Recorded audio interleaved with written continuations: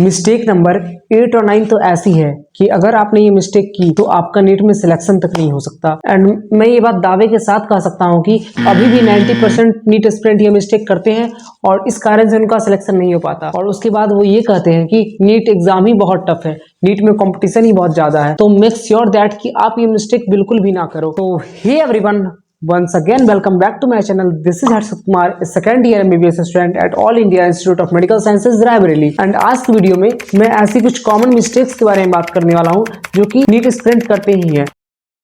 तो make sure कि आप इस वीडियो को एंड तक जरूर देखिएगा और कमेंट करिएगा कि आप इसमें से कौन सी मिस्टेक कर रहे हो। तो बात करते हैं पहले मिस्टेक की तरफ, जो है कि unplanned schedule and time table.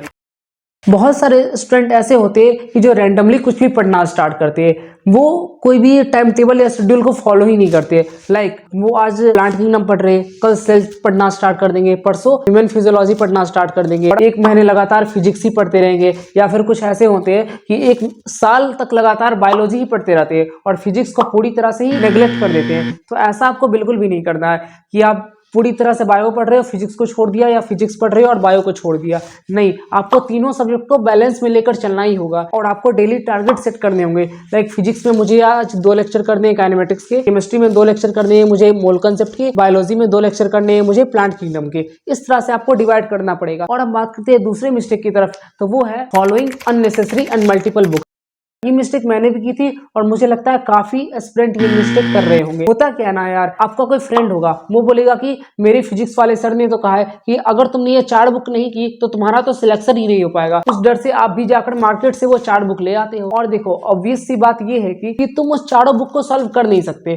क्यों? क्योंकि तुम्हारे पास इतना टाइम ही नहीं है कि तुम इतना सब कुछ कर पाओ। और उससे तुम क्या होते हो, उससे तुम डिप्रेस हो जाते हो। तो देखो, ऐसा बिल्कुल भी नहीं करना है। नीट जो है वो एक लिमिटेड रिसोर्स को ही फॉलो करने का था, लेकिन उसको 10 बार फॉलो करना है, उसको 10 बार रिवीजन करना है, ना कि आप 10 गुना बुक लेके बैठ गए और उसको बस एक बार ही पढ़ पाए। अब बात करते हैं तीसरी मिस्टेक की तरफ, जो ये है कि नोट क्वेश्चन प्रैक्टिसिंग।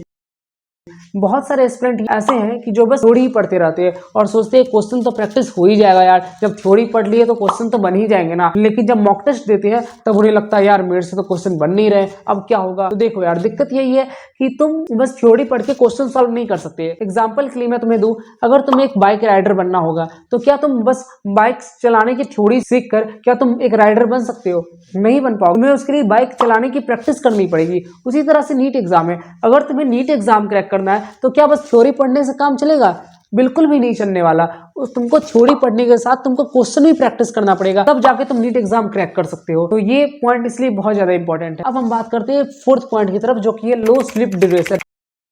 ये गलती मैंने भी अपने क्लास 12th में की थी और मुझे लगता है कि काफी ज्यादा लोग ये गलती करते होंगे। हमें जब ज्यादा पढ़ना होता है तो हम ये सोचते हैं कि यार मैं काम करता हूँ, मैं थोड़ा कम सो लेता हूँ, लाइक मैं 4-5 घंटे ही सो लूंगा, जिससे मुझे पढ़ने को काफी ज्यादा टाइम मिलेगा और मैं ज्यादा कुछ पढ़ पाऊंगा। तो रियलिटी ये है कि अगर आप 1-2 दिन ठीक है, आपने बहुत अच्छा पढ़ भी लिया, आपने ज्यादा पढ़ भी लिया, लेकिन तीसरे चौथे दिन ऐसा होगा ना कि अपने आपको लेजीनेस फील होने लगेगा, आपको थोड़ा मन नहीं लगेगा पढ़ने में, या आप कुछ चीजें पढ़िएगा तो आपको याद नहीं रहेगा, तो फिर उसका ओवरऑल जो इफेक्टिवनेस है वो बहुत ज्यादा कम हो जाता है। तो इसलिए मैं ये कहूंगा कि कभी भी स्लीप के आवर्स को कम मत करिए। एटलीस्ट 7 से 8 घंटे तो सोना जरूरी ही है। उसके बाद भी अगर आपको टाइम कट करना ही है तो आप ऐसे टाइम को कट करिए जो आप फालतू में वेस्ट कर रहे हो। लाइक फ्रेंड्स से गॉसिप करना हो गया, चैट्स करना हो गया, फिर या सोशल मीडिया यूज करना हो गया, आप उस टाइम को कट करिए और उसके अलावा आप अपने स्टडी आवर्स में लगाइए। अब हम बात करते हैं नेक्स्ट मिस्टेक की तरफ, जो कि ये है attraction to the opposite gender. Biologically देखा जाए तो अट्रैक्शन होना अपोजिट जेंडर के लिए ये बहुत ही ज्यादा कॉमन है अभी के टाइम पर, लेकिन आपको इसे भी कंट्रोल करना ही होगा। क्योंकि देखो यार, अगर आप इस नीट प्रिपरेशन जर्नी के दौरान अगर आप रिलेशनशिप में आ जाते हो तो बस इसमें आपका टाइम ही वेस्ट नहीं होता, टाइम के साथ साथ आपका मेंटल स्टेबिलिटी भी काफी हद तक इफेक्ट होती है। तो इसलिए आपको ये कोशिश करना है, कोशिश क्या, आपको बिल्कुल ये रिलेशनशिप को अवॉइड ही कर देना है पूरे नीट प्रिपरेशन जर्नी के लिए। और उसके बाद अगर आप कॉलेज में आ गए तो फिर पूरा एंजॉय करो ना यार, तुम्हें किसने रोका है, फिर कॉलेज में तो सब कुछ तुम कर ही सकते हो। रिलेशन के टाइम पर रिलेशनशिप में मत आइए और सारी एनर्जी मिलाकर आप अपने नीट को क्रैक करने में लगा दे और एक अच्छे रैंक के साथ कॉलेज में पहुंचे। अब बात करते हैं नेक्स्ट मिस्टेक की तरफ, जो है कि फुल टाइम ओवरथिंकिंग। देखो, थोड़े टाइम के लिए ओवरथिंक करना सही भी है, क्योंकि उससे आप स्ट्रेटजी बनाते हो, कुछ सोचते हो और अपने आप को थोड़ा टाइम देते हो। लेकिन कुछ लोग ऐसे होते हैं जो पूरा दिन बस सोचते ही रह जाते हैं कि अगर मुझे ये कॉलेज मिल गया तो मैं ये करूंगा, मैं वो करूंगा, मैं वहां जाऊंगा। और कुछ स्टूडेंट तो ऐसे होते हैं जो ये सोचते हैं कि अगर नीट में सिलेक्शन नहीं हुआ तो क्या हुआ, एम्स नहीं मिला तो क्या होगा, नीट में क्वेश्चन टफ आ गई तो क्या होगा। तो देखो यार, सिंपल सी बात है, जो चीजें हमारे हाथ में नहीं है उसका हम कुछ भी नहीं कर सकते। तुम्हारे हाथ में क्या है? तुम्हारे हाथ में सही से क्वेश्चन प्रैक्टिस करना, सही से रिवीजन करना, सही से टाइम टेबल बना के मॉक टेस्ट देना और सही से पूरी तरह से पढ़ाई करना। तुम्हारे हाथ में ये बिल्कुल भी नहीं है कि एनटीए क्या क्वेश्चन सेट करेगा, तो उसके बारे में सोच के क्यों टेंशन लेना। अब हम बात करते हैं नेक्स्ट मिस्टेक की तरफ, जो है कि ब्लेम गेम।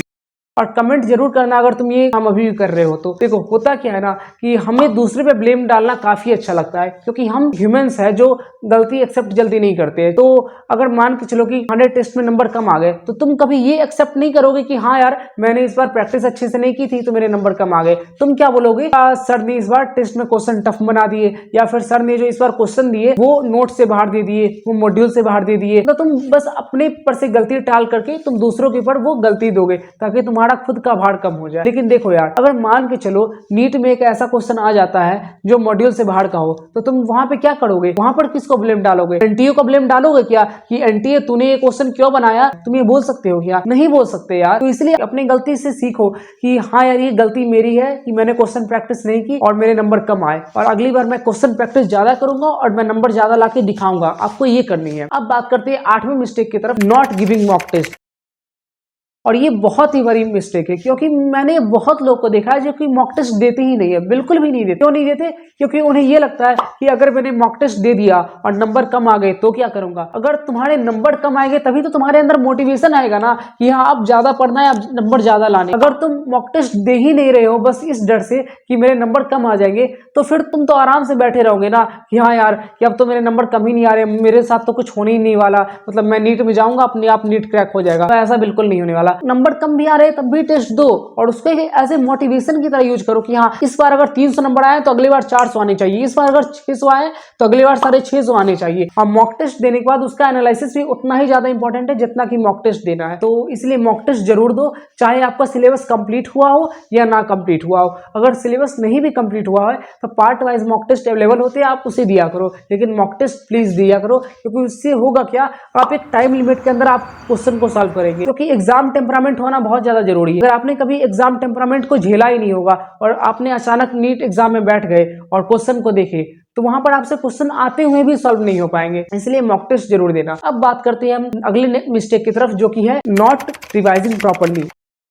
देखो जो नीट है वो बड़ा रिवीजन का ही गेम है। अगर किसी भी तुम इस फ्रेंड को कहोगे कि तुम फिजिक्स केमिस्ट्री बायोलॉजी बस एक बार पढ़ लो, तो ज्यादातर स्टूडेंट एक बार तो पूरा सिलेबस पढ़े हुए ही रहते हैं। तो क्या सबका सिलेक्शन होता है? ऑफ कोर्स नहीं होता यार, क्योंकि एक बार पढ़ने से कुछ भी नहीं होने वाला। आपको चीजें बार बार रिवाइज करनी पड़ेगी। अगर आज तुमने एनिमल किंगडम पढ़ा है तो एक हफ्ते बाद क्या वो तुम्हें याद रहने वाले? क्या एक एक एग्जाम्पल तुमको उसके याद रहेंगे? नहीं रहेंगे। तो अगर आज तुमने एनिमल किंगडम पढ़ा है तो तुम्हें उसको एक हफ्ते बाद रिवाइज करना ही होगा। और किसी को भी एक बार पढ़ने से याद नहीं होता यार। अगर तुम्हारा कोई दोस्त कह रहा है कि मैंने बस एक बार ही पढ़ा और उससे मुझे सब कुछ याद हो गया, तो वह झूठ बोल रहा है। और प्लीज उस पर बिलीव मत करो, क्योंकि रिवीजन से ही याद हो। Revision is the key to success. आपको ये बात दिमाग में बैठा लेनी है। अब बात करते हैं नेक्स्ट मिस्टेक की तरफ, playing video game and using social media. देखो बहुत सारे अभी लोग ऐसे हैं जो कि पूरे दिन भर इंस्टाग्राम पर रील्स स्क्रॉल करते रहते हैं या फिर मोबाइल में गेम्स खेलते रहते हैं, और उसके बाद वो ये भी चाहते हैं कि मेरा नीट में सिलेक्शन भी हो जाए। तो यार सॉरी, लेकिन तुम्हारा सिलेक्शन नहीं हो सकता। सिंपल सी बात है, या तो तुम्हें सोशल मीडिया छोड़ना पड़ेगा या तो तुम्हें डॉक्टर बनने का सपना छोड़ना पड़ेगा। ऐसा कभी हो ही नहीं सकता कि तुम इंस्टाग्राम पे 10 घंटे रील भी स्क्रॉल करते जा रहे हो और तुम सोच रहे हो कि मैं डॉक्टर ही बन जाऊं। भाई ये फील्ड तुम्हारे लिए नहीं है। क्या तुमने कभी किसी डॉक्टर को देखा है कि वो डॉक्टर ऑपरेशन थिएटर में गया हो और वहां पे जाके रील्स स्क्रॉल कर रहा हो? कभी देखा है? नहीं देखा ना। तो यार तुम जिस प्रोफेशन में जा रहे हो वहां पर ऐसी चीजें नहीं होती, तो तुम कैसे एक्सपेक्ट कर रहे हो कि मैं रील्स स्क्रॉल करते करते डॉक्टर बन जाऊंगा? ऐसा नहीं होता। तो प्लीज मेक श्योर कि आप ये गलती बिल्कुल भी ना करें। अब बात करते हैं नेक्स्ट मिस्टेक की तरफ, जो कि सेटिंग लो गोल। देखो ये बात थोड़ी सी कॉन्ट्राडिक्टरी है, लेकिन मैं ये मानता हूं कि कभी भी गोल्स को कम नहीं सेट करना चाहिए। अगर आपको एक नॉर्मल गवर्नमेंट मेडिकल कॉलेज भी चाहिए तब भी आपको 650 प्लस का एम करना ही चाहिए, क्योंकि एग्जाम का दिन बहुत ज्यादा अनप्रिडिक्टेबल होता है। आप नहीं जानते कि उस दिन क्या होने वाला है। कि जैसे मैंने अपनी नीट जर्नी की वीडियो बनाया था कि उस दिन मेरे साथ एग्जाम में कुछ हो गया जिस कारण से मेरे नंबर कम आ गए, तो ऐसा किसी के साथ भी हो सकता है। तो इसलिए अपने गोल को हमेशा ज्यादा हाई रखना है। अब जो नेक्स्ट मिस्टेक है, डिस्ट्रैक्शन बाय अदर। आप जब नीट की तैयारी शुरू करोगे ना, तो आपको बहुत सारे ऐसे लोग मिलेंगे जो बोलेंगे अरे बेटा मेरे रिलेटिव के लड़के का तो चौथे अटेम्प्ट में भी नहीं हुआ था। और फिर कुछ लोग बोलेंगे देखो मेरी बेटी भी पिछले 3 साल से तैयारी कर रही है, उसका भी तो अभी तक नहीं हुआ। मैंने बहुत बहुत टॉपर्स को देखी है, उसका भी नहीं हुआ। तो देखो यार, जिसका भी सिलेक्शन नहीं हुआ रहता है ना, वो सही से पढ़ाई नहीं होता है। मैं ये बात को बिल्कुल भी नहीं मानता कि अगर किसी ने 3 साल अच्छे से पढ़ाई की हो और उसका सिलेक्शन हो ही ना, ऐसा बिल्कुल भी नहीं होता। तो अगर आपको कोई भी लोग अगर ये बात कह रहे हैं कि 3 साल पढ़ने से नहीं हुआ, 4 साल पढ़ने से नहीं हुआ, या फिर नीट एग्जाम बस टॉपर्स ही निकाल सकते हैं, तो जस्ट उनकी बात को एक कान से सुनो, दूसरे कान से निकाल दो। पूरी तरह से इग्नोर कर दो उनको और अपनी पूरी जान लगा दो नीट एग्जाम निकालने में। और पूरी तरह से खुद पे कॉन्फिडेंट रहो कि नहीं, मैं तो इस एग्जाम को निकाल के ही रहूंगा, चाहे लोग कुछ भी बोले, मेरे को घंटा फर्क नहीं पड़ता है। अब बात करते हैं नेक्स्ट मिस्टेक की तरफ, मेंटल प्रेशर। देखो यार, नीट एग्जाम जो है बहुत ही लॉन्ग जर्नी है। ये एटलीस्ट 1 साल की होगी या ज्यादा से ज्यादा 2 साल 3-4 साल भी हो सकती है। तो इस इतनी बड़ी जर्नी में आपको ऐसा नहीं होगा कि आपको हमेशा अप फेज ही झेलना पड़े, आपको कई बार डाउन फेज भी झेलने पड़ेंगे। तो उस डाउन फेज में आपको घबराना नहीं है कि यार अब क्या होगा, या फिर आपको डिप्रेस नहीं होना है कि यार मैं परेशान हो गया, अब मेरे से तो नीट नहीं हो पाएगा। नहीं, आपको थोड़ा सा अपने आप पे कॉन्फिडेंट रखना पड़ेगा, यार ये फेज भी चला जाएगा, क्योंकि ये फेज सबके लाइफ में आता है। ऐसा नहीं है कि डाउन फेज बस आपके ही लाइफ में आ रहा है। तो लेकिन अगर तब भी आपको ज्यादा डिप्रेशन हो रहा हो, तो आप अपने पेरेंट्स से बात करो, आप अपने टीचर से बात करो, आप अपने मेंटर्स से बात करो। यहाँ पर मेंटर्स आपको काफी हेल्प करते हैं। तो इसी तरह से अगर आपको भी कुछ प्रॉब्लम आ रही हो, तो आप नीचे मेरा टेलीग्राम चैनल का लिंक दिया है, उसे आप ज्वाइन कर सकते हैं और उससे आपको काफी ज्यादा हेल्प मिलेगी। और अब हम बात करते हैं लास्ट 2 पॉइंट्स की ओर, जो कि ऑफलाइन कोचिंग वालों के लिए बहुत ज्यादा इंपॉर्टेंट है। Not asking doubt. ऐसे बहुत सारे लोग होते हैं जो कि कोचिंग में डाउट पूछते ही नहीं है। क्यों नहीं पूछते? क्योंकि उन्हें लगता है यार बगल वाला क्या सोचेगा। जो कि पता है तुम्हें, अक्सर ये होता है कि बगल वाला भी यही सोच रहा होता है कि बगल वाला पूछ लेता तो ज्यादा अच्छा रहता, और उस चक्कर में कोई पूछता ही नहीं है। जिस कॉन्सेप्ट में आपको डाउट था, वही कॉन्सेप्ट से अगर नीट में क्वेश्चन आ गया, तो आप तो उस क्वेश्चन को नहीं कर पाओगे और वहां पे तो आपका 5 नंबर चला जाएगा। और आपको ही पता है कि नीट में 5 नंबर कितने मायने रखता है। 5 नंबर से आपको कॉलेज मिल सकता है या कॉलेज आपको छूट भी सकता है। तो इसीलिए जैसा भी डाउट है, छोटा है बड़ा है, उसे बस पूछ लिया करो। क्योंकि रिजल्ट के बाद कोई नहीं पूछने वाला तुमसे कि बेटा तुमने कम डाउट पूछे थे या ज्यादा डाउट पूछे थे। सब यही पूछेंगे कि तुम्हारा रिजल्ट क्या रहा और तुम्हें कॉलेज कौन सा मिला। और जो अगली मिस्टेक है वो ये ऑफलाइन लेक्चर को लाइव अटेंड ना करना। बहुत सारे लोग ऐसे होते हैं जो कि बस हॉस्टल में पड़े रहते हैं और लेक्चर अटेंड नहीं करते। क्यों नहीं करते? क्योंकि उनको सोने का मन करता है या उनको जाने का ही मन नहीं करता। और वो क्या बोलते हैं, मैं तो रिकॉर्डेड देख लूंगा या तो मैं यूट्यूब से देख लूंगा। तो देखो यार, अगर तुम ऑफलाइन क्लास कर रहे हो और टीचर अच्छे से समझा रहा है, तब तुम कभी भी लेक्चर को मत छोड़ो। अगर कोई जेन्युइन रीजन है, लाइक अगर तुम्हारी हेल्थ प्रॉब्लम है, तब तुम लेक्चर छोड़ सकते हो। लेकिन कोई रीजन ही नहीं है और तब तुम फालतू का लेक्चर छोड़ रहे हो, तो इसका कोई सेंस नहीं बनता। तो मेक श्योर कि तुम सारे लेक्चर को अटेंड जरूर करो। तो यही थी सारे 15 मिस्टेक्स जो आपको बिल्कुल भी नहीं करनी है नीट के प्रिपरेशन में। और अगर आप इस प्रिपरेशन की जर्नी में इस 15 मिस्टेक को नहीं करते हैं, तो मैं ये बात दावे के साथ कह सकता हूँ कि आप जरूर नीट क्रैक करिएगा ही करिएगा। बस यही थी यार इस वीडियो। आई होप कि यह वीडियो आपको हेल्प करी होगी। तो मेक श्योर कि आप इस चैनल को सब्सक्राइब और वीडियो को लाइक कर दीजिएगा। और हो सके तो इस वीडियो को अपने फ्रेंड्स के साथ भी जरूर शेयर करिए, जिससे उनको हेल्प मिल सके। तो बस इसी के साथ इस वीडियो को समाप्त करते हैं। Bye bye.